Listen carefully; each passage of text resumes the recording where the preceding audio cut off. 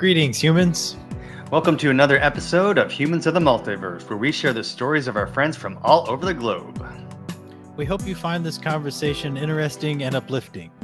Our goal is to bring people together, so if you enjoy the interview, we'd love to hear your comments. Don't forget to like and subscribe, and thanks for watching.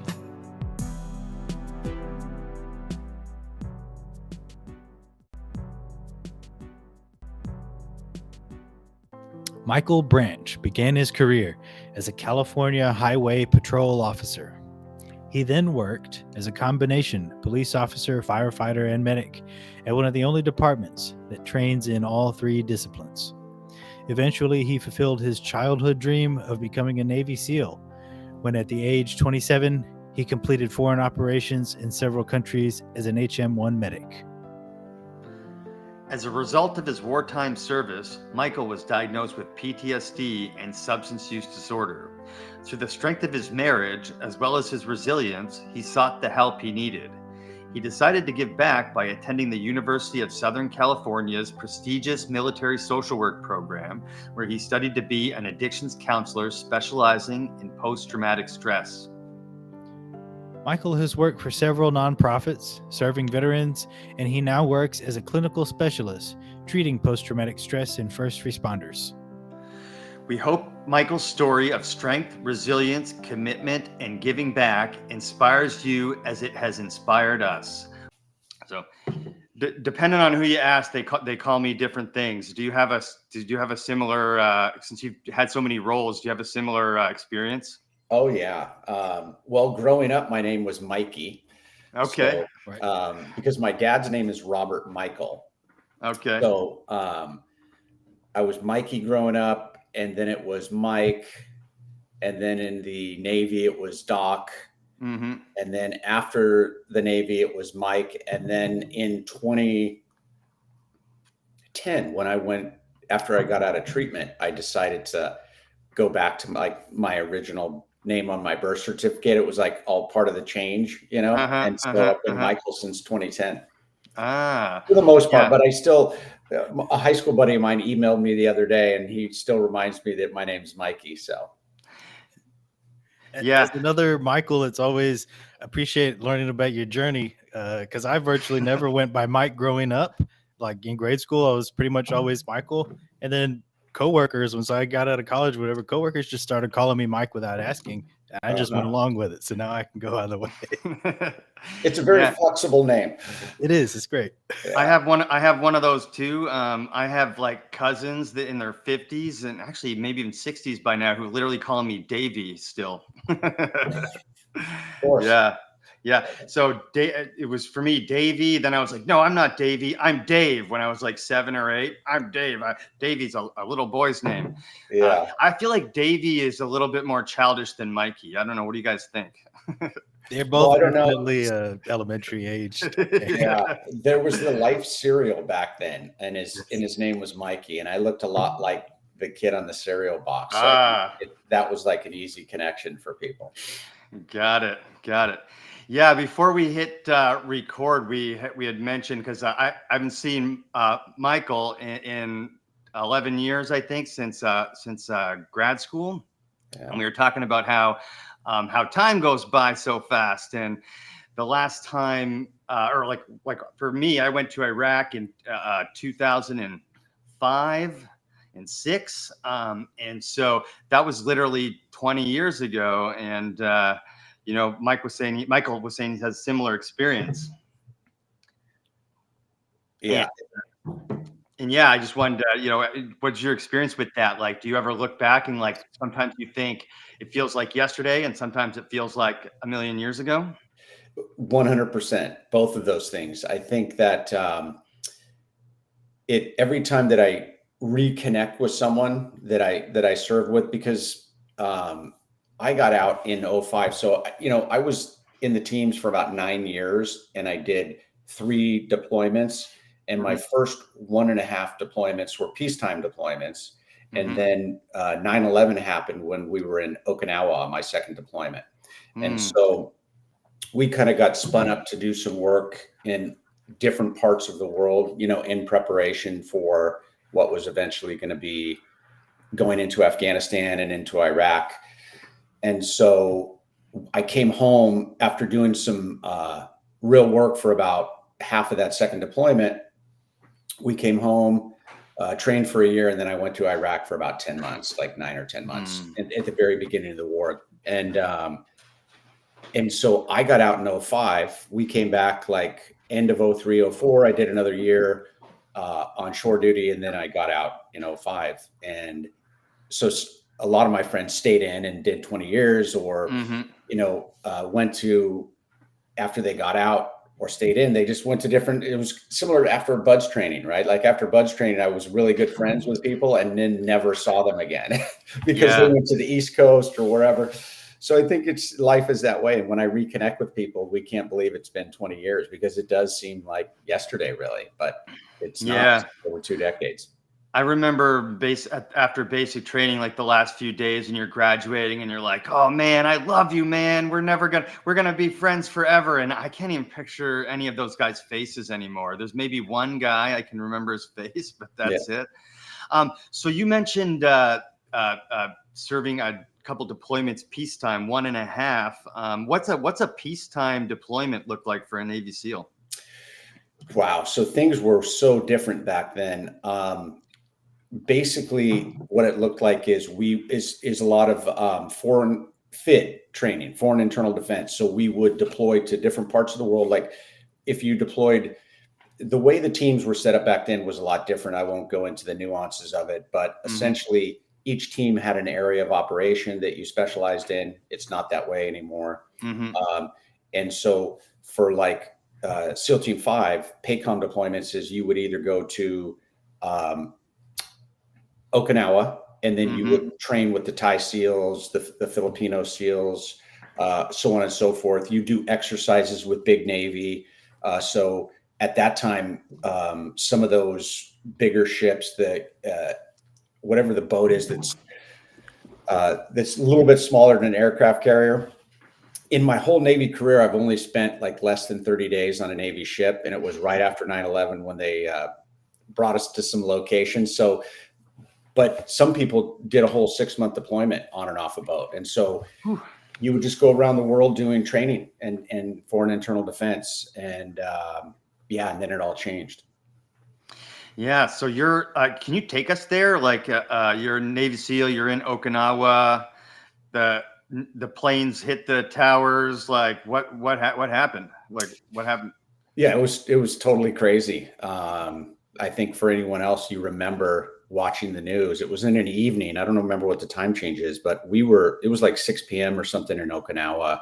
I remember we had just got back from the gym. We're having some dinner, and then we all just started. We would stay in the enlisted barracks there on Kadena Air Force Base, and we just started coming out of our rooms going, "Wow, this is crazy," right? And then, our chief had us meet down at our little spot, and they started, taking orders from back home. And then we were on a boat within essentially, I think it was 2 or 3 days, we left Kadena. Wow. Are you allowed to tell us where they sent you from there? Yes, I am, because it's all that part of the operation. Most of it was declassified, but I couldn't. So I'm going to try to remember the places. It was places where there was, it was Indonesia, parts of the PI, and some other little islands over there where I think it was Abu Sayyaf and was in and around there. But we also had like government contractors, like teachers in these locations, in these villages. And so there was just some like operations about getting people safe, making sure that Americans that were in scary places could be, exfilled from there, could be taken out of there. And then there was an actual over the beach reconnaissance that we did, which is pretty much what SEALs used to do before the wars in the desert kicked off. That was our bread and butter all the way back to the UT guys, right? And so we got to actually do one of those. And I can't even remember the location, but it was a location that we were considering the Marines were going to take the beach. And so we had to do a recon of the beach for the Marines and stuff. And then, go a little bit in country and scope it out. So that's pretty much what we did. So it wasn't actually straight to the Middle East. You actually stayed closer to your base of operation and secured things, made sure everything was straight there first before moving. Correct. Okay. Yep. Yep. Yeah. So it was about a little over a year, I think a year, and let me double check, after 9/11, to the invasion of Iraq was a year and 6 months and 9 days. Thanks, Grok. And so during that time, are you expecting to go to the desert? They're telling you you're going to the sandbox. You're just waiting. Yeah. So how it worked for us, and this was 21 years ago, so I'm trying to remember Right. all the nuances of that. But I remember that we came home knowing that there were some people that were going to get to go. Well, I think when we came back from our deployment, SEAL Team 3 had, because on the West Coast you have SEAL Team 1, 3, 5, and now 7 is on the West Coast as well. And so you got 1, 3, 5, 7, and we used to deploy in rotations. And essentially 3 had left as we were coming back, and I believe they may have went to Afghanistan. And so at Team 5, we knew we had to change our training cycle, and that we were going to go somewhere, hopefully, where the action was within a year. And so how it worked out for us is my AOIC, which we call our assistant platoon commanders, assistant officer in charge from that deployment that I was on, my second deployment, he was going to be a platoon commander, and he started to kind of handpick a platoon. And we ended up being one of the platoons selected for a task unit that was going to go to Iraq in 2003, right around the initial push, because that hadn't been released yet. So essentially, we trained for a year, knew we were going to be going to Iraq. And what happened is when the war kicked off, SEAL Team 3 was there, and they took down some of those gas and oil platforms in different areas. They didn't want it to turn into the same thing that happened in the Gulf War, where they were lighting stuff on fire, right? And so I want to say it was either February or March 2003. Do you remember the runways they took down outside of before they pushed into Baghdad? There were some runways. So we staged in I forget where everyone was staging right outside, and then they flew us in on a 130 to one of those airstrips, and we got off all our gear.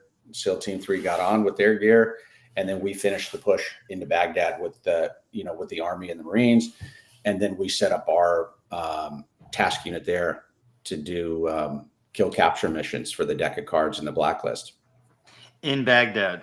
Correct. So right at the beginning, right at the spear tip. Yeah. Very, very neat.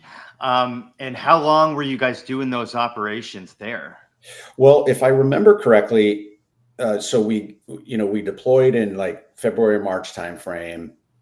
I think the push, I think they took Baghdad, if my memory serves me correct, March, April, like May, June-ish. Does that sound about right? Somewhere. Yeah. Whenever we took Baghdad and they established the green zone, which was like BIOP, right? And then there was our task unit was set up right inside there. So my guess is we started taking those missions around May, June, and we stayed till October. So about five months.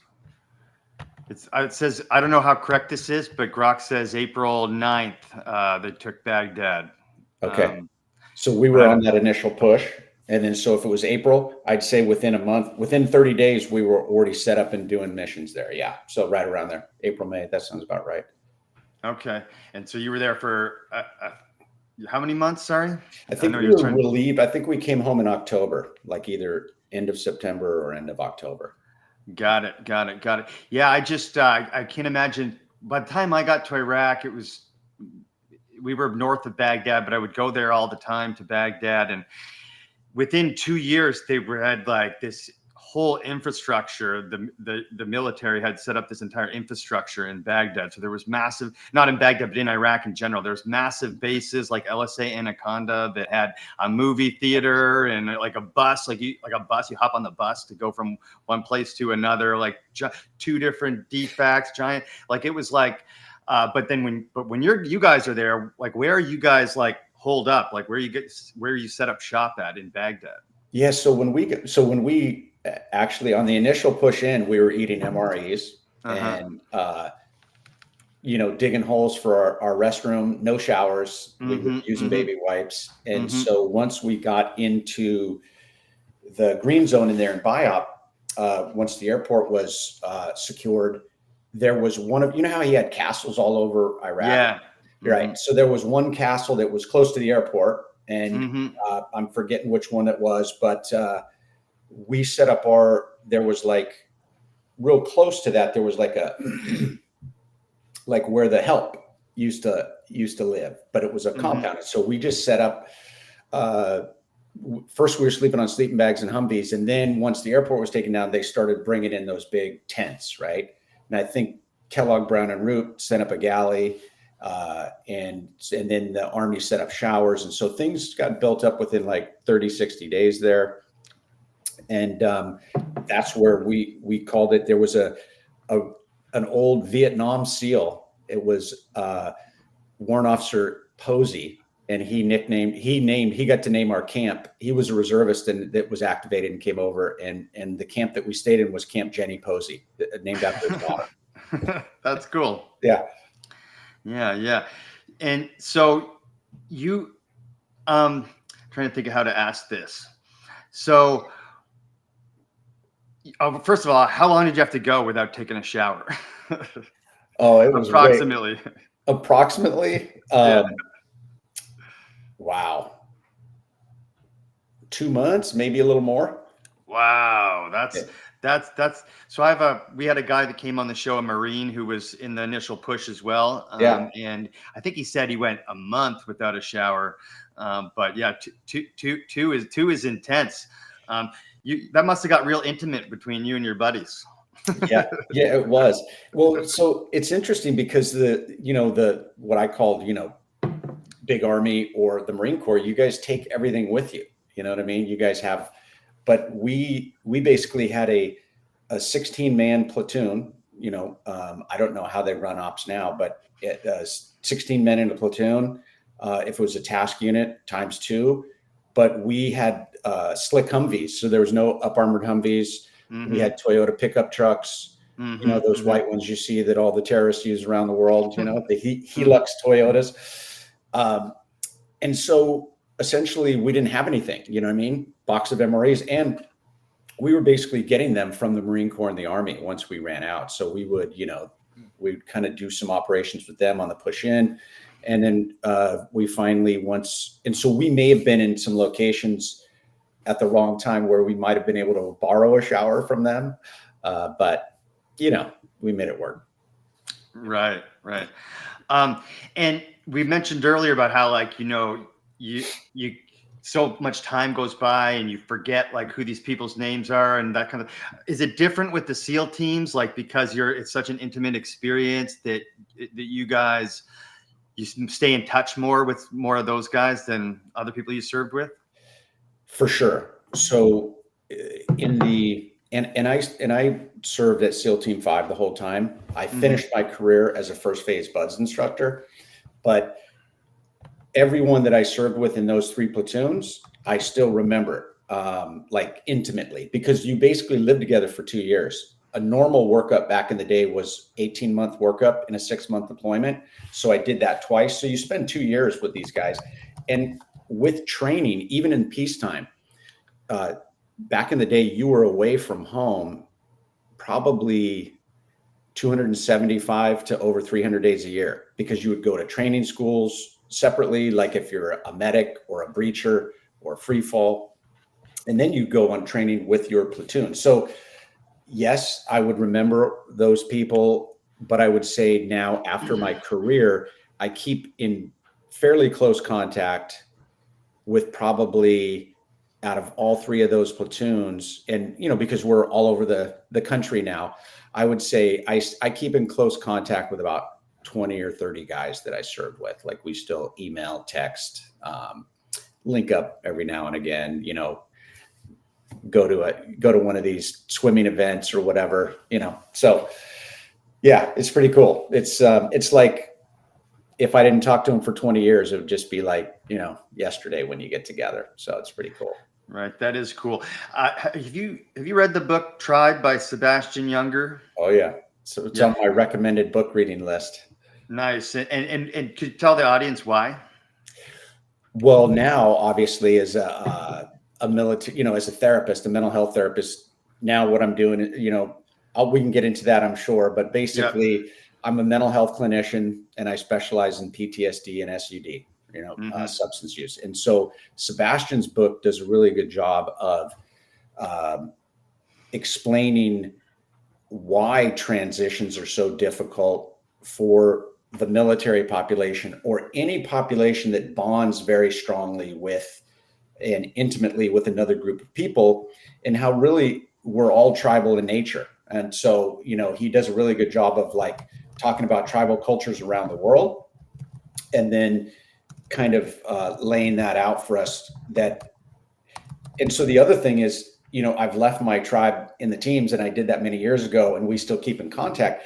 But along the way, I've had different tribes since then, because you have to be able to have this connectedness with other people and how important that is. So not just to look back and be depressed and bummed out that you don't get to, bond intimately with these people you did for a period of time in your life, but to create that in whatever that next mission you have is. So that's why I love the book. It's great. And it's helped a lot of men and women that, have served and now also in the first responder community.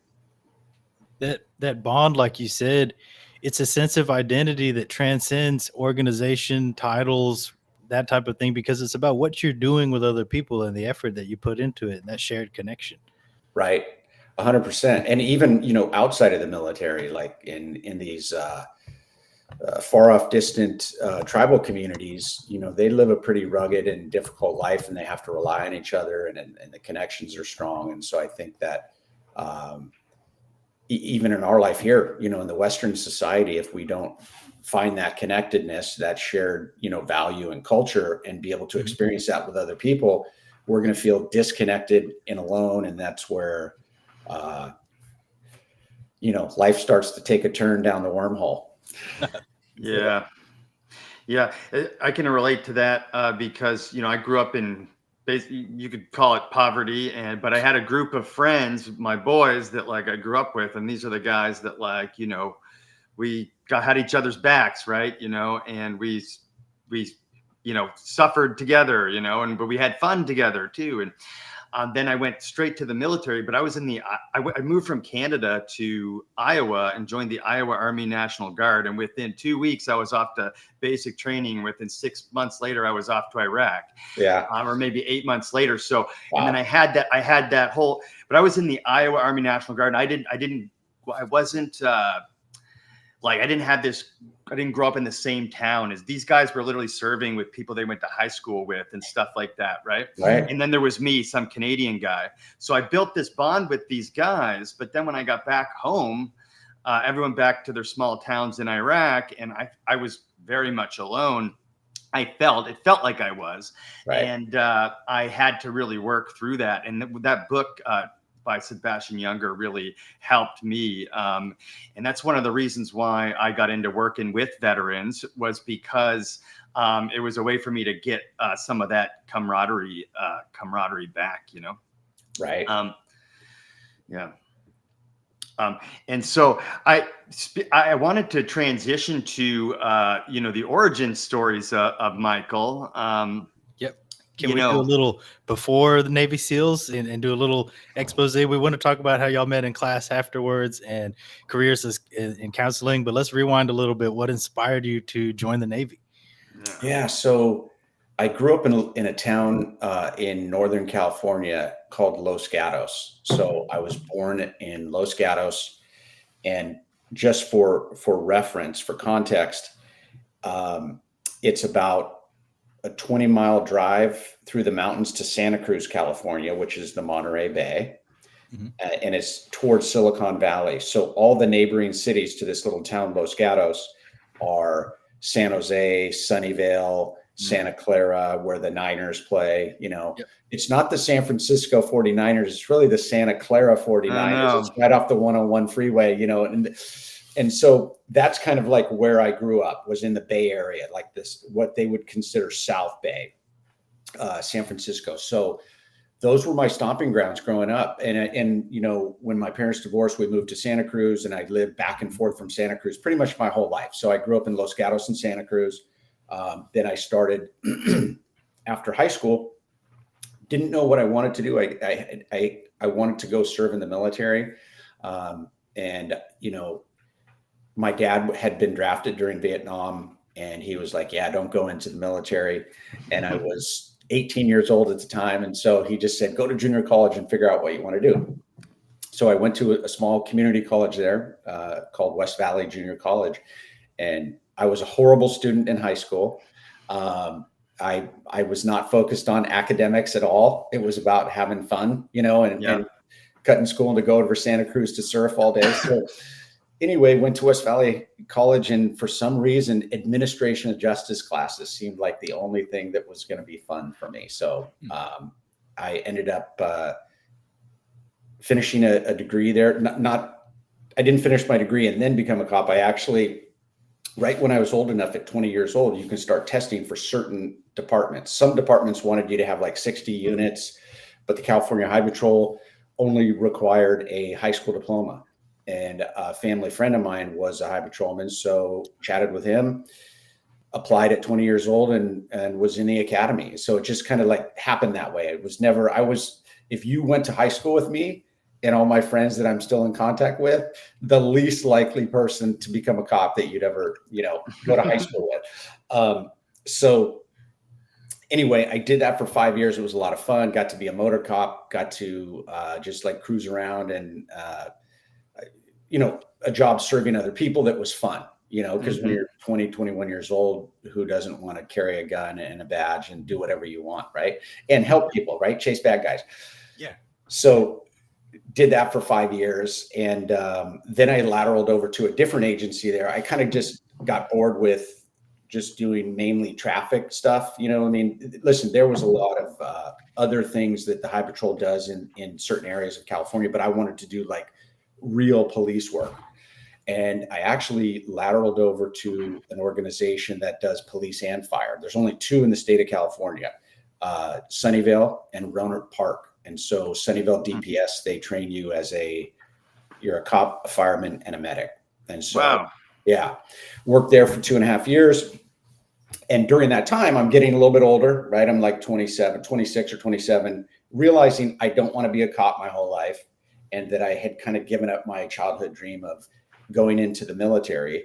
And at that time, I was old and mature enough to not worry about hurting my dad's feelings. So I had read an article in Popular Mechanics that came out somewhere in the 90s, in like 94, 95 timeframe. And that was it. I basically went and saw a recruiter within 3 to 6 months of reading that article. Every family member and friend of mine told me I was crazy. What was I doing? I was leaving this 7.5-year career, making a lot of money, and I was going to run away to chase a childhood dream, you know. And at the time too, I was also dating my now wife. You know, we've been married for 27 years, and we were kind of at the beginning of trying to figure out a very complicated relationship. And so it was just the pull. I just realized that if I missed this window, and I had to get an age waiver to go into the Navy and some medical waivers for some injuries and to get into BUDS. The age waiver was for BUDS, not the Navy. But anyway, it was just something that I knew I had to do, that I would never forgive myself for not trying to do it, and that I was going to time myself out. So that was kind of the iteration to getting into the Navy in my childhood. It was, What was it about the Popular Mechanics article that was like, that's it, I'm doing this? So I knew I wanted to serve, you know, both my grandfathers. One grandfather served in the Navy in World War II, and there was these stories of him. He was on a mine sweep and his boat got blown up twice. And my other grandfather on my dad's side was in the Army Air Corps and was a pilot. And then my dad was drafted during Vietnam.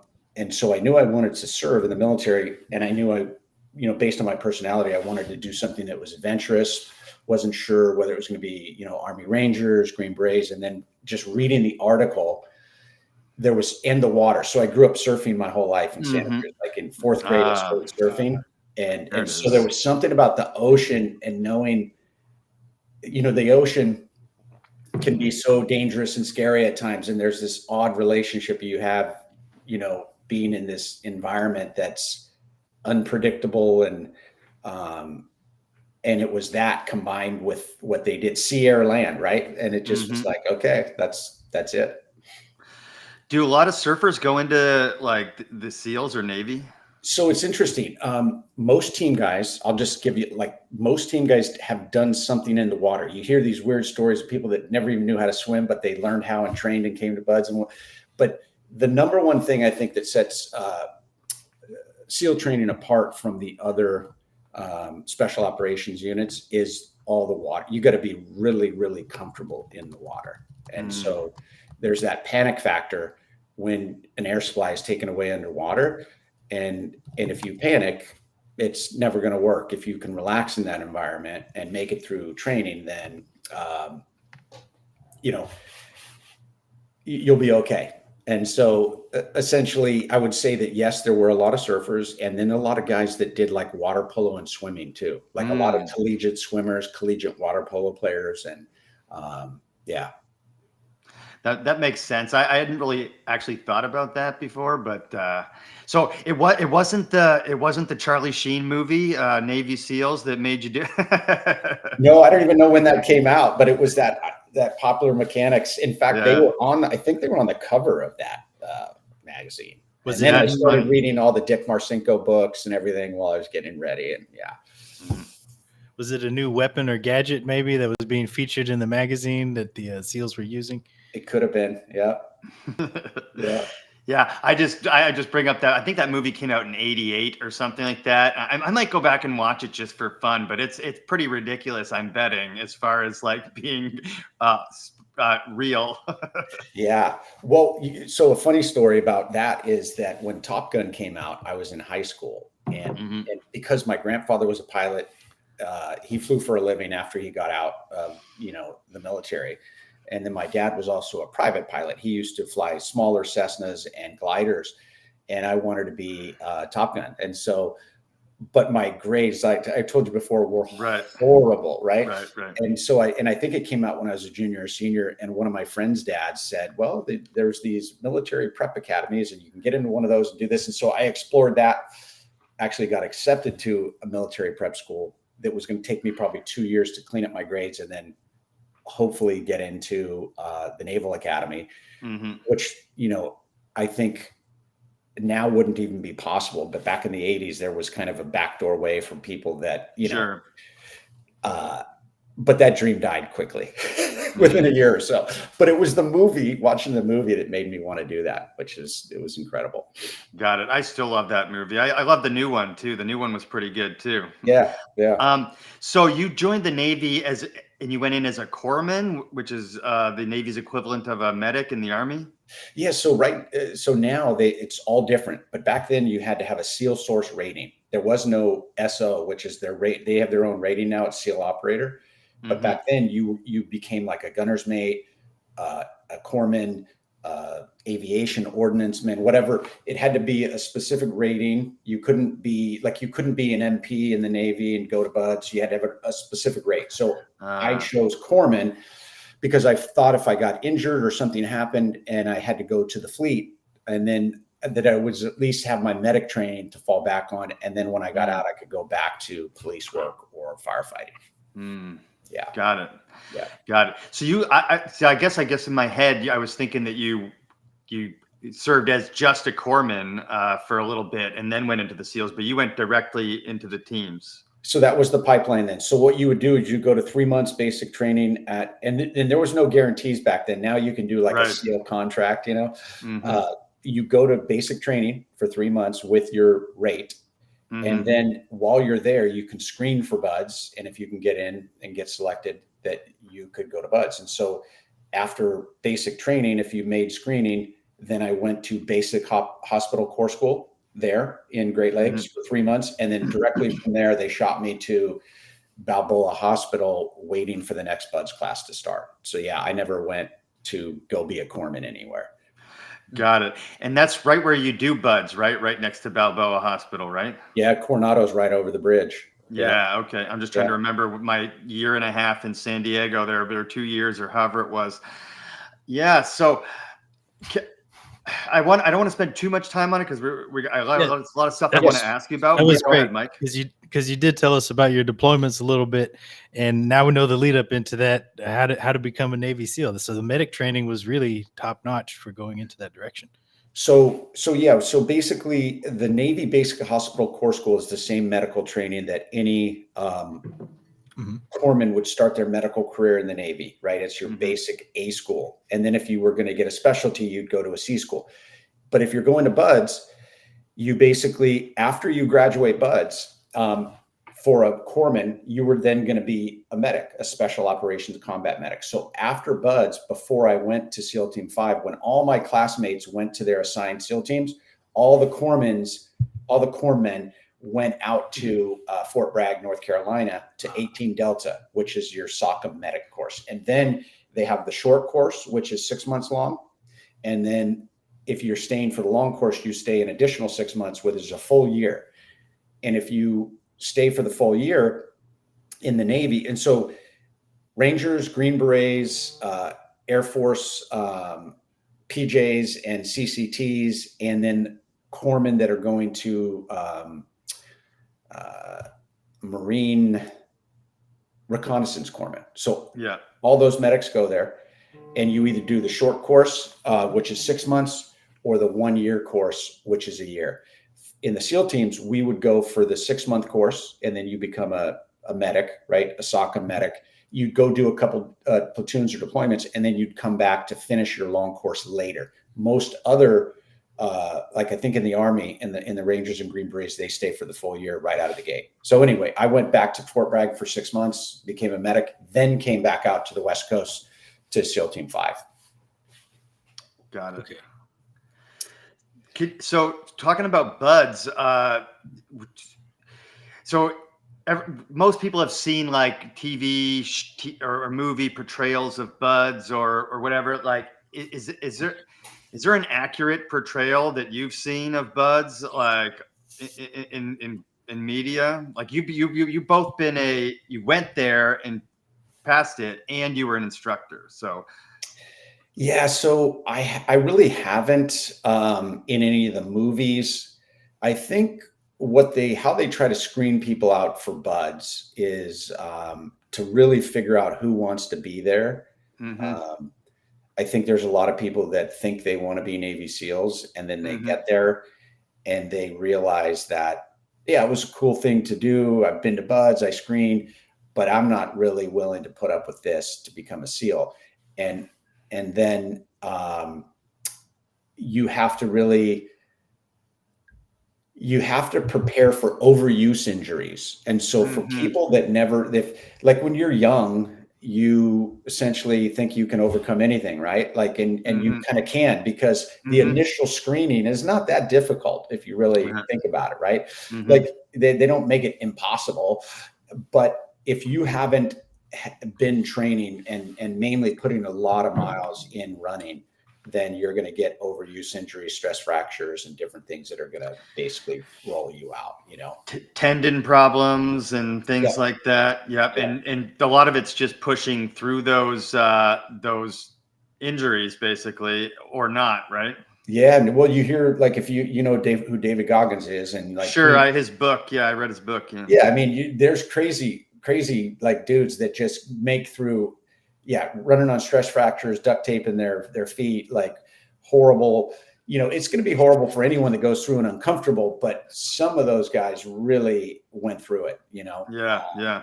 So yeah, I mean, BUDS was BUDS, to be honest. I wouldn't say that I had fun, but it wasn't a miserable experience for me. No, you didn't have a moment where you're like, fuck this, I'm out? Never, not even close. Never. But I think for me, what was different is I was 27 years old. I had to get an age waiver to go through. I knew that it's what I wanted to do. and I also knew that that because I was a cop from 21 to 27, I grew up pretty fast. I matured, right? Like in some ways, in a lot of ways I didn't mature, and in some ways I did. But for me, I pretty much knew what I was getting into, that it was going to be a kick in the junk for 6 months, but that, the day is going to end. It's going to roll into the next day, into the next day, into the next day.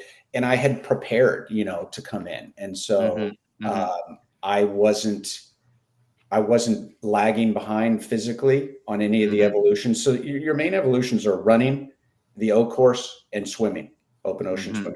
And then the rest is just a kick in the junk, carrying boats, rolling around in the sand, getting chafed, all that stuff, right? So it's a grind, but I had already kind of mentally prepared myself. So yeah, there was never a time where, fortunately for me, because it just, and that was also a summer hell week. So by the way, though, I grew up in the ocean in Santa Cruz with 50 surfing in high 40 and 50-degree waters, right? So cold, it was cold, right? It's not cold like San Diego doesn't get cold like Santa Cruz gets cold. And so I wasn't, I was cold and uncomfortable, but it wasn't like a new experience for me. That makes a lot of sense. So what was the biggest difference being from being there to being on the trainer side and watching it? Was there can you tell us about the contrast there? Yeah. So interesting. And without giving away too many secrets. Sure.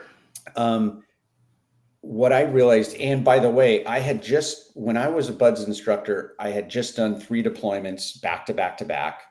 I had a lot of personal issues going on, like in my family, and, with me, I wasn't really in a good place mentally. I was abusing substances. And so I really enjoyed my job there, but being a medic, I really wasn't one of the instructors that had a need to get into people's faces a lot. I was more there as an instructor, but also monitoring. I was in charge of everyone's safety, right?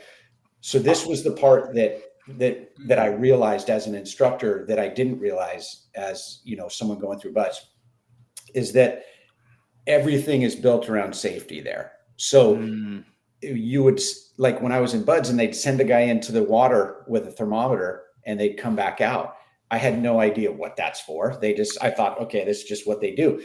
But the guy with the thermometer comes back to the corpsman, which would be me, and I would look at the thermometer, and then I would look into my book. I'd send him back with his BUDS class, and I'd let the instructors know, okay, this is based on the temperature of the water. You can keep them in for this long, then they have to come out for this long. You can keep them in for this long, that long. So in the wintertime, they stay in the water less, and they run around more, essentially. And so it's like a scientific. It's not just like it was, I think, when the Vietnam UDTers were going through BUDS, where it was just different. It was like, how bad can you just smash people, right?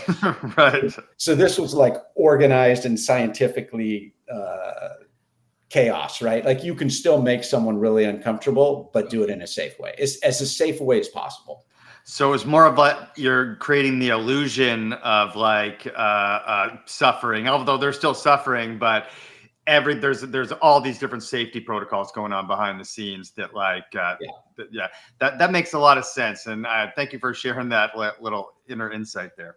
That's a really interesting perspective, and it's better if you don't know that, because you need the mystery when you're going through the first time. It's about learning how to conquer that fear. Right. Well, and some of the things that you can't control, like for instance, there was a guy in my BUDS class who was a stud, and he had given up a job as a cop, and he came there, and during Hell Week, one of the instructors was like hanging on the boat and jerking the boat around, and just based on the way they were positioned under the boat, he broke his neck. And so this was an instructor that was not trying to break someone's neck, but essentially did, and ended his career in the Navy. And so there's some things when you create realistic training, people get hurt. Like when I was training to go to Iraq, a reserve SEAL who was brought in to help us with training threw a grenade simulator like 1 foot from my face and blew my ear off. And so you're not supposed to throw grenade simulators 1 foot from someone. Right.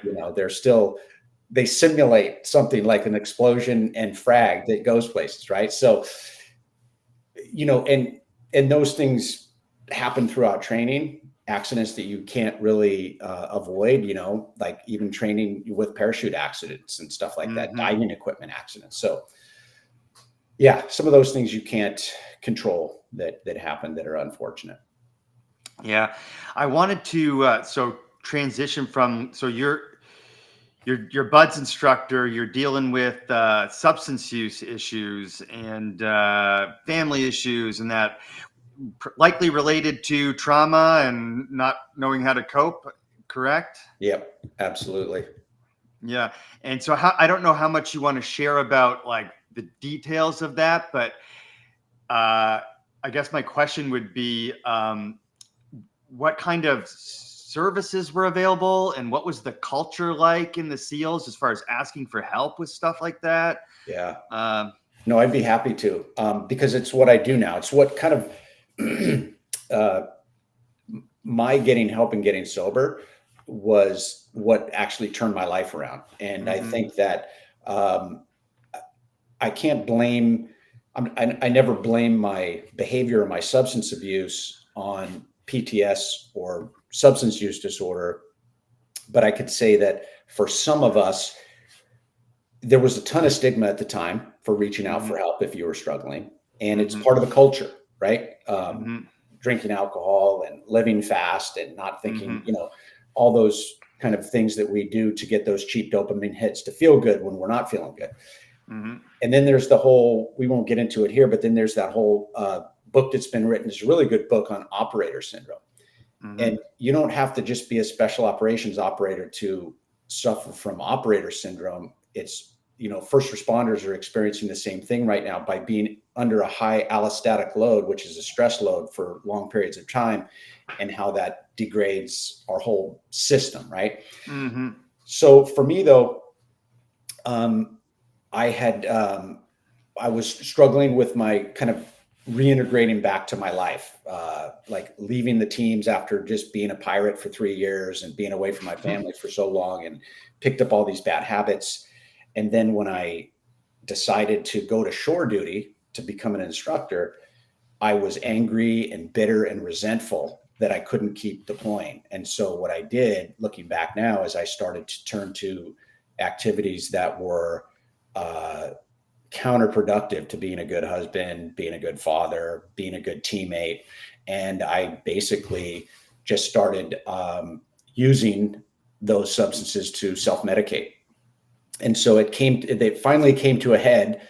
I'll make this as brief as possible. It finally came to a head where my wife gave me an ultimatum that I knew was real, that I needed to get help. And if I didn't do it and succeed this time, that was, going to be an issue. And then I also got in some trouble in the Navy and talked to an old Vietnam frog who had broken service. So he served in Vietnam. He was kind of a legend, came back after like 20 years and then was in the teams, but was an older Vietnam guy, like same age as my dad, essentially. And he was someone that I respected a lot, and went to him and asked him what I should do based on the situation that I'm in. And he said, you need to get out, take care of yourself, take care of your family. And so that's kind of how it all happened, and by the way, I was in trouble in the Navy, so they didn't want me anymore. It was kind of put me on a timeout as well. So essentially, I transitioned, and I didn't do good in the transition initially, because then I was still anger, bitter, and resentful. Like, hey, how did all this happen? And I was in denial, and then there was all the stigma. But essentially, in 2010, I decided to go into so I tried to get into VVSD, which was where I met, right? Wow, I didn't know that. Yeah, but you have to be a homeless veteran to get there. But my wife and I owned a home, and we were living, and so that wasn't an option for me. I could go up to the VA to get in a short-term program, which is where I started my career in SARTIP, but essentially I chose another program, a faith-based program that was out in East County that someone recommended to me. and I stayed there for a year. Wow. And yeah, I took a leave of absence from my job. At the time, I was working as doing bounty hunting essentially for Aladdin Mm-hmm, bail bonds, mm-hmm, mm-hmm. and then also doing personal protection for the Prince of Equatorial Guinea. And so Okay. took a leave of absence from those jobs, had full intention of doing a 90-day stint and then coming right back and getting my life back together. But when I got there and I was honest with myself, I realized that life was over if I wanted to actually have a family and stay sober and everything. And so I resigned from those positions, from treatment, and stayed, for the whole year. And then afterward, try to figure out what I wanted to do. And I had considered coming back, like being a chaplain, either a military chaplain or the VA. And I just, in that whole process, realized that wasn't what was in the cards for me. It wasn't something that I could see myself doing long term, but I wanted to help people in a way that these people stepped into my life at the right time, which was basically helping me with my, PTS and my substance use. So that's how actually my wife found the USC program online, that military social work program. Yeah, I had a similar experience where I went to Iraq 05, 06, came back a mess, but had no idea why or even that I was a mess. Substance use and girls and all kinds of stuff like that, just tanking my life down the toilet. And my move was that when we got activated as a brigade to go to Afghanistan. And so I was like, and I was getting out. So I was like, okay, let me re-up and go to Afghanistan. That seems like the best move for me at the time. Thankfully, I had an injury to my shoulder that prevented me from completing that deployment and sending me to Fort Gordon, where Fort Gordon has, I forget what they call it, but it's a holdover place where you're going to the hospital and you're just hanging out. And I don't know what it's like there now, but at the time it was hell, because they wouldn't let you go anywhere. They're essentially treating you like a private, and your only job was to go to the hospital for your physical therapy or whatever, and then come back to your room. And so we would drink. So that made things even worse. We were drinking every night sometimes there. And I won't get into embarrassing stuff, but I was not behaving like a good person. And so similarly, I got in trouble with the law. What happened to me, and that was basically my kick in the ass to go. It wasn't about, I didn't have a family or anything at the time. It was like, I'm too pretty to go to prison, and so I got to do something I got to do something about this. So that's how I got into, and so how I found out about the USC program was I was doing social work at the University of South Dakota. We went to present some research that we were working on at a conference somewhere. I can't remember off the top of my head, in South Carolina. And they had I guess it was a fair, for a grad school fair. So I was going around, and it was like, I talked to this lady. It was like, I don't know, it was like synchronicity or something, because I saw this lady, said military social work program. Like, I was like, this is for me. And at that moment, as soon as I met that lady, I locked in on, I'm going to do everything I possibly can to get into that program, to include I don't want, this is your story, not mine, but I basically, I was single-mindedly focused to get into that program. And so that's why I was in that, it's the year-long version, the expedited version. That's why I came in at 14, but left after 15. But yeah, similar experience, getting into helping others, because I got similar help. I had to force it on myself. Well, and a judge as well, but but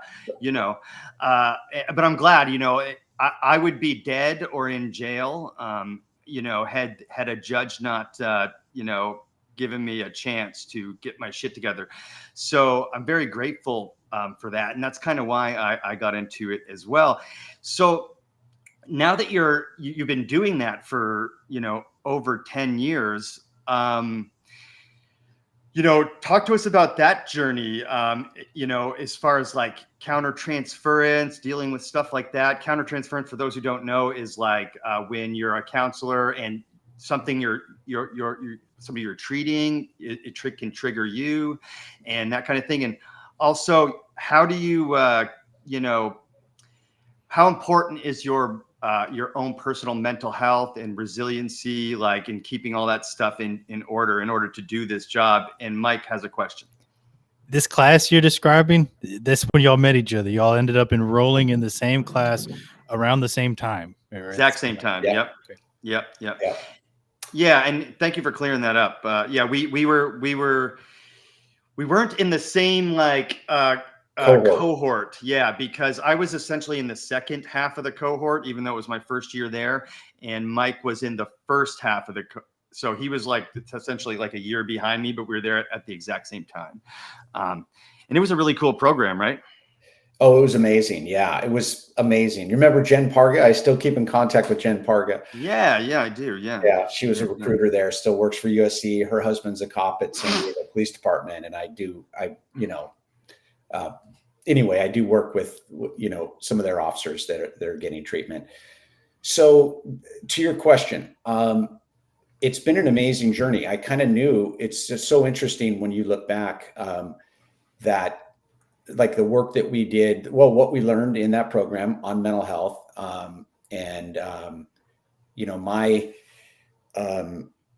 my emphasis was in mental health, with a sub-concentration in military and veteran families, and essentially, then went to VVSD and worked there, which is an inpatient substance abuse program for veterans. And then from there, I went up to the VA in San Diego onto an inpatient unit for substance abuse. And there was also a PTSD track there. And I did some work at the Aspire Center, which is a VA place that's a residential PTSD program there. And then from there, I went to Vet Centers, which is also a VA organization, but they were stood up after the Vietnam War, and they treat specifically, in order to get treated at a vet center, you have to be a combat vet or a military sexual trauma survivor. So it's a smaller it's an outpatient clinics that treat a specific population. So essentially my whole career from USC to what I'm doing now, I work for a healthcare organization for the last 2 years, and I work treating PTSD in first responders. And so I think during that kind of journey, this last 10-year journey, since school and learning how to be a clinician, I've utilized all my life experience as a first responder and in the military, and then my experiences and difficult transitions and substance use disorder and challenges unpacking years of trauma to help other people on that same journey. And so I think that for the first few years, obviously you have to learn. I always say before you're good at anything, you got to do it for 5 years. I kind of feel like at 5 years, you've kind of like seen everything. You still get better, but you have a pretty good idea of how to do what you're doing. And so I think, it's been the same for me. This last 5 years has been where I really feel confident and comfortable in how to help other people along the way. And one of the things you have to realize is that you can't help everyone at that particular time, because the person actually has to be ready, and they have to want to get better, and they have to apply these, essentially the protocols that you're delivering. They have to have an open mind, want to learn them and apply them in their life. And so it's not really so much about me as a clinician as a vessel for them to guide them along this journey of their own. And so I think I've found a way to do that is helpful to a lot of people. And so it's a very sacred mission for me, because I know that you made a statement earlier that I connected to, Dave, which was true for me as well. Had I not gotten help, I would have been dead or in prison by now. And I really thank my wife for sticking with me through some hard times, when I wasn't being a good person and when I was not doing well, and forcing me to get help. And in her doing that, and me getting the help that I needed, I'm here today. And so had I not got that help and accepted it and did the hard work to get to where I am today, I would be dead or in prison. There's no doubt about it. Or I'd be living on the street somewhere. And so I know that's possible. And I know that I can meet people that are on that path and different levels. We call it rock bottom in the recovery community, right? Everybody's rock bottom is different. You can take someone that's at a position in their life that they don't want to be, they don't know how they got there, and they feel there's no way out, and you can help guide them to having their best life. But it's really up to them. And so I guess what I'm trying to say is I feel really good about the fact that I feel confident and comfortable in my ability to help guide people to that place. Yeah. And then when they don't, they take a different path, and it's not their time yet, and it's not something you did or didn't do. Did you struggle with that early on with people that Oh yeah. I thought, if I learn this and I do this, I'm going to fix everyone, And what you realize is that that's not the case, right? Because if I look back to my journey prior to getting sober, I had been trying for 5 years, right, to clean up my life in a lot of areas. I was living outside my core values. And so, and one of the main things that I was using to keep me from that was mind altering substances. I was an alcoholic, I was dabbling in drugs. And so essentially, you have to figure out how to get that back. And so I think for everyone, the journey is different, but I thought in the beginning I'd be able to fix everyone. And what I realized very quickly is that no, it took you 5 years to get to where you finally were. And it's going to take some of these people the same amount of time. Yeah, that makes sense. So you mentioned, your wife and, how big of a role she's played in all of this. I mean, you guys have been through, more than one thing, more than three probably, that can break a lot of marriages.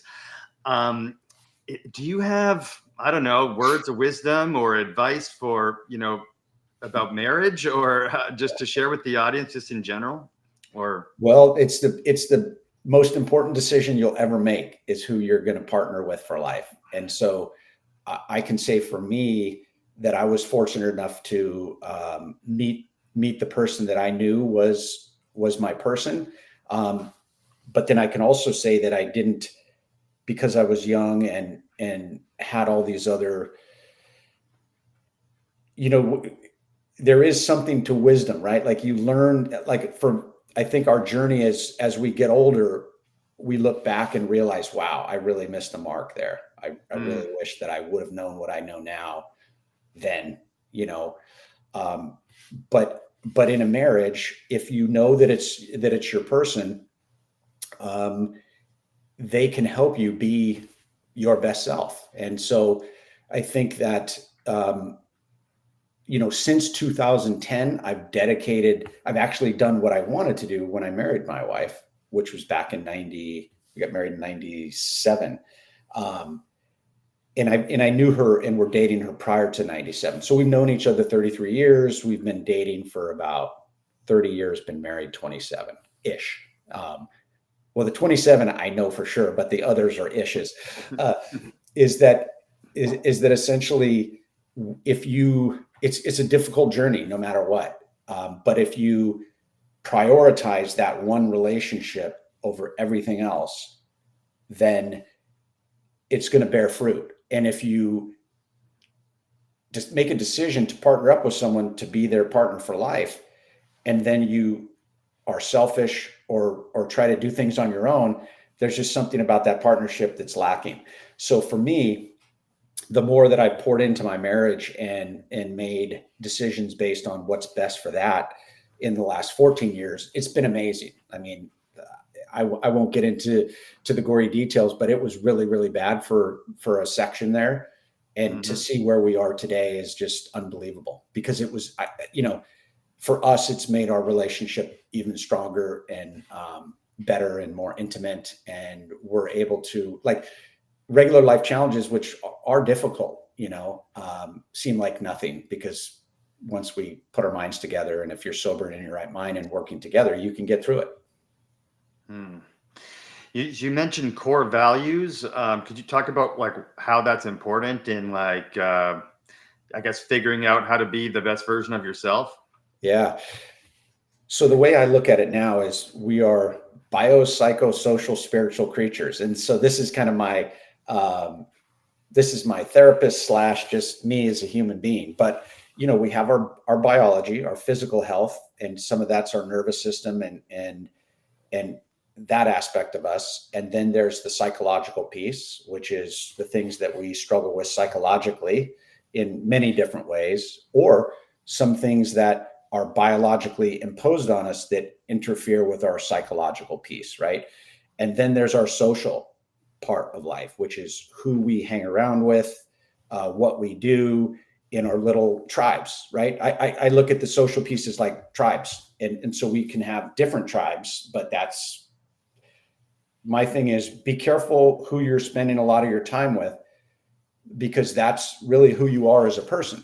And so that part of my life changed a lot in my recovery. I realized, wow, this is like my social piece was off, because it wasn't that I was hanging out with bad people. It was just bad people. It was just people that lived outside my core values, but I had made those my core values. And so, so then you have the social piece, and then there's the spiritual piece. And so everybody in the world gets down different spiritually. And no matter what that is, you have to really lean into that and understand that that's one of your 4 pillars as well. So once you get those things squared away, and then those, in my opinion, are your core values. And if you're living a good, healthy life to the extent that you can, right, physically, which means eat right, work out, and get sleep, in my opinion. Psychologically, have self-care. If you need to see a counselor, see a counselor. If you're abusing, if you're living, like if you're doing something that's not good for your mind, like if you're engaging in politics and it's making you mad or depressed, quit watching the news, like all these, or if you're depressed, figure out how you can work on your depression. If you're, whatever that is, like get help with that piece. And then the social aspect of it. And then same with the spiritual aspect, and if you're doing all those things, the best that you can, then your life's going to be pretty good, I think, outside of those unforeseen things that happen in life that we have to accept. I really like how that boils down to 4 pillars, and that's absolutely right. We are biopsychosocial spiritual beings, and it's funny how you can be doing a little better or worse in any one of those categories, but in order to truly excel in any of those categories, you have to work on all 4 of them. Any one of those will hold the other 3 back. It will. 100%. Yep. Yeah.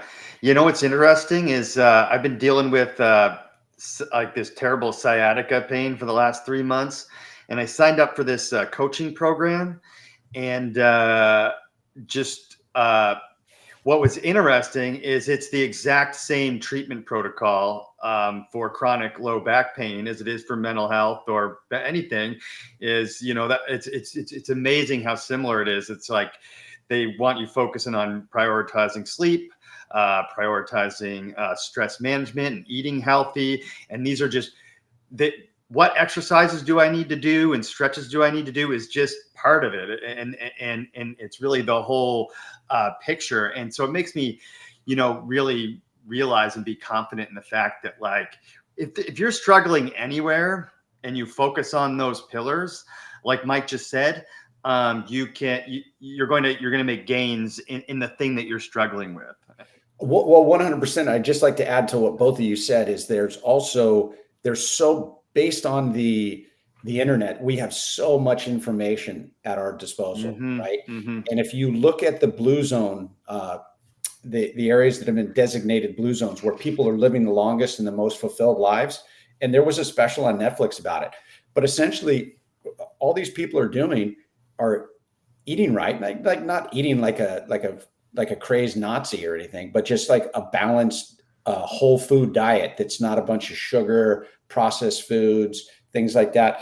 And they're getting exercise, whether that's through gardening or walking or moving around, doing things.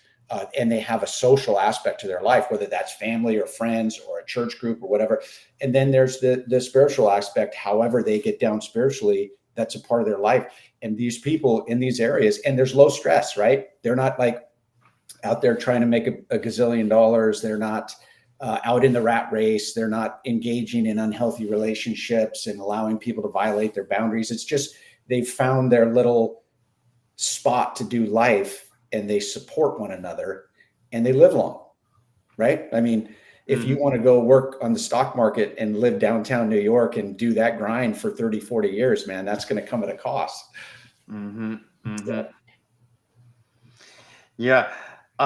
Yeah, for sure. And it's not even, there's no like, oh, it's this diet or these exercise routines. It's really pretty basic, like you mentioned, right? It's like, eat, work the perimeter of the grocery store. Don't go up and down the aisles and buy your food from the packaged stuff, right? Yeah. Get some sunshine in the morning, go outside. That actually brings me to the thing I wanted to ask about spirituality, especially in relation to recovery and that kind of thing.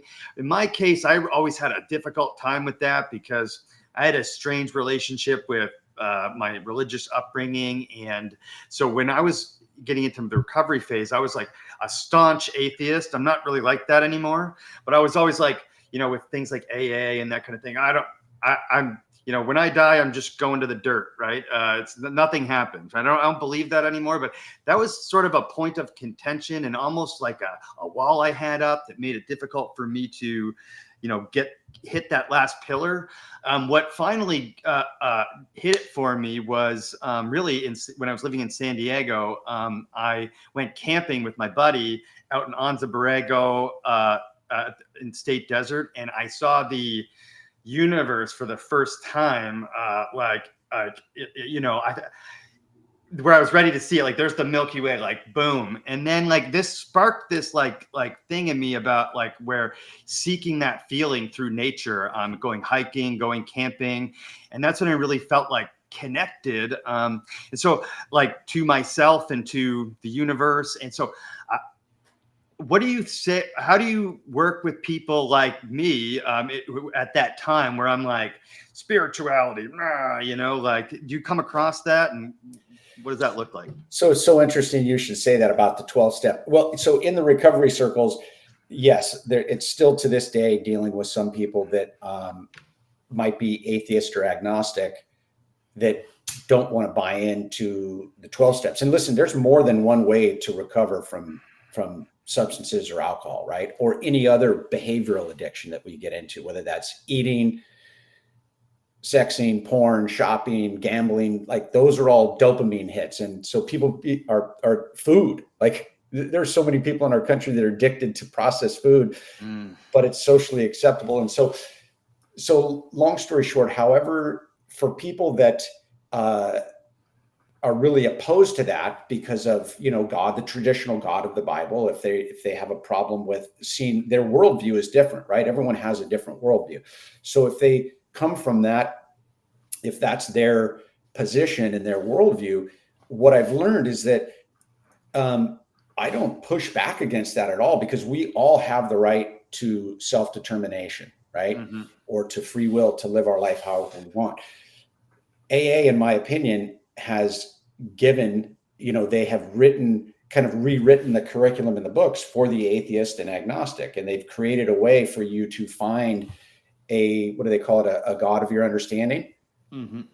But so, and I'm not, and I don't work, like, I believe in the 12-step program, and I did it for a while. I don't anymore, and I haven't for years, because I just feel that there's less reason for me to push back on where anyone is. But one of the ways that I do it is just the way that you described, David, which is very interesting, is that when you really take a look back, and for whatever reason, like, it sounds like you might have had some old church wounds from the way that your parents grew up, and how, however that was, either forced on you or whatever. I believe that if people really take a step back and open up your mind and look around to the universe. And really, when we get connected to nature the way that you're talking about, we really see, anyway, for me, I can make this an I statement, is that for me, when you really connect with in those times, and there's been a few times in my life too, like in different parts of the world that are just, there's some sort of a weird, where you just feel like there's so much more out there. Like there's more out there. And for me, I know what, the God of my understanding is, and what my belief system and how all that was created and laid out. But if not, then I think for anyone to become connected, which is super important, like I think spirituality is about being connected to someone or something. And so because that the universe is so vast, and because there's that, I believe it's a soul right inside of us. There's something that's in us that's different from other things that are living creatures on this earth. And so I think that if you find how you can connect to that in a way that's healthy, and whatever that means for you, then that's what you need to do. And so if someone's totally against AA, then I just figure out, okay, so let's figure out a way that you could, if your goal is to get off of alcohol or other mind-altering substances, then let's figure out a way that you can do it for you. I don't push back as hard as I used to, because I've realized it doesn't work. Right. I think cosmic consciousness was the term Myron Dial used to describe that interconnectedness, if I'm remembering that right. Yeah. Yes. Myron Dial's the guy we interviewed a couple weeks ago. And so his episode will come out in a few weeks. It's a very fascinating story of resilience. I don't want to give it away, but definitely check that one out. I wanted to ask about what your thoughts are as far as the use of psychedelic drugs to facilitate that connection. Yeah. So thank you for asking that, because here's what I feel. I think that for some people, it's amazing and it works, and it's broken through something that nothing else has been able to, right? I think that if that works and it's done appropriately, that it can work. But I also know that if anyone thinks they're just going to go blast themselves to the center of the universe and not do it in a structured way, that it could be dangerous. Mm-hmm. And so if you're going to use ibogaine, ayahuasca, or what's the toad, MDM4 or whatever it is. Yeah. Joe Rogan says it all the time, but I can never remember it. I don't even think he says it right. Yeah. There's for veterans or for anyone, just make sure that you research who is providing that service, and make sure you're ready for the experience you're about to have. So I think that if you do it smartly, that it could be helpful. But I believe that even like there's no magic pill, there's no magic counselor, mm-hmm. and there's no magic psychedelic that's going to fix all your problems. It still requires you wrestling things out. As an intervention along that, I think that for some people it could be helpful. As far as the marijuana thing goes, I can just say that what I've experienced in my last 10 years as a clinician is that the marijuana that they make nowadays, it wasn't the weed I was smoking in the 80s, I can tell you that, mm-hmm. Is that I've found that it starts to work for people, the gummies and the marijuana. It works for like 6 months or maybe a year or so, and then they spiral out. They get anxious. They start having other issues based on their dependence on this substance. And so, mm-hmm. But then there's other things like, listen, if you suffer from migraines, I've seen a video once that this guy doses on mushrooms once a month and they take care of his migraines, right? Mm-hmm. And so I'm not opposed to that, because I mean, heck, if it works, man, do what you do. I'd rather do that than go to a doctor and get some medication prescribed, that's, but I guess what I'm saying is that everybody's journey is different, but just make sure that you spend time researching it and you're doing it in a way that provides you with the most freedom, like real freedom as possible. Because if this is just my opinion, if in order for you to be okay in life, you have to rely on taking something, whether it's a plant that's, whatever, then like how much freedom do you have? And that's just my opinion. But I'd rather see someone, if they're in chronic pain, I'd rather see them using a substance like that's not an opiate, that's got you addicted to opiates. You know what I mean? So I think there's just a balance there, and for everyone it's different. And I think part of this is because, when I first got out of the Navy, the VA tried to dope me up on a bunch of medication, and I got worse. I got more depressed and I got suicidal. And I got off meds, and I've never been back on any medications ever. And so, but it wasn't an easy journey without the medication. But it's possible. And so I think, but for some people too, medication is necessary as well. And so I'm not for or against medication. I'm against over prescribing medication. But I also think that if someone's struggling without it, that there are SSRIs, there are different types of medication that are helpful.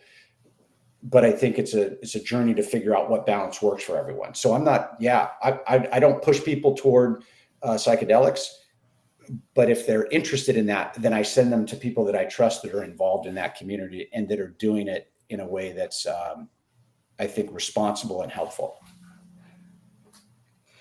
And so there's sorry, Mike, were you going to ask? Sorry.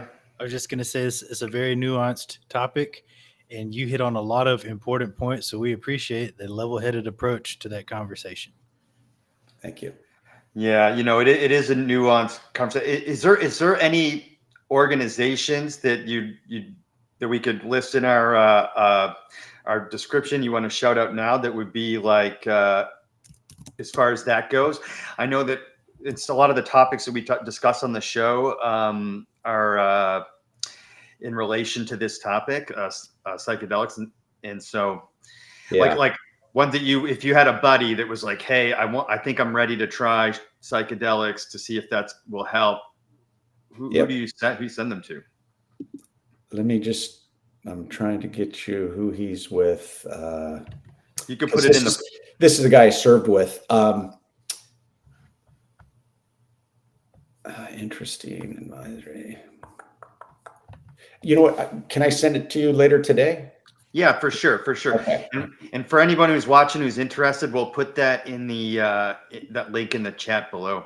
And the reason that I would recommend this organization is because it's a guy that I served with that was in the SEAL teams that has that I trust and that I know is smart and ethical and has guided. And he's what they call like a guide or a coach, where they prep people for their experience prior to getting there, and they work through some issues and kind of do some reality-based testing and setting expectations and letting them know that there's work involved in this process. And then they send them to the retreat, and then they provide coaching and reintegration and setting them up. And so I will definitely send you the name of his organization because I've known him for, since I was in the teams many, many years, and I trust him. And I know that, and I know people that have been through this program that I'll, give you the name of, and they've had success in doing it.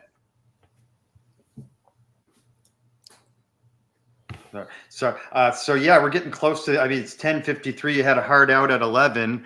One thing I like to ask, especially if they were in the military, I like to ask our guests is, hold on. Have you ever seen a UFO or anything you can't explain like that while you're in the military? I was actually looking at that. I have not.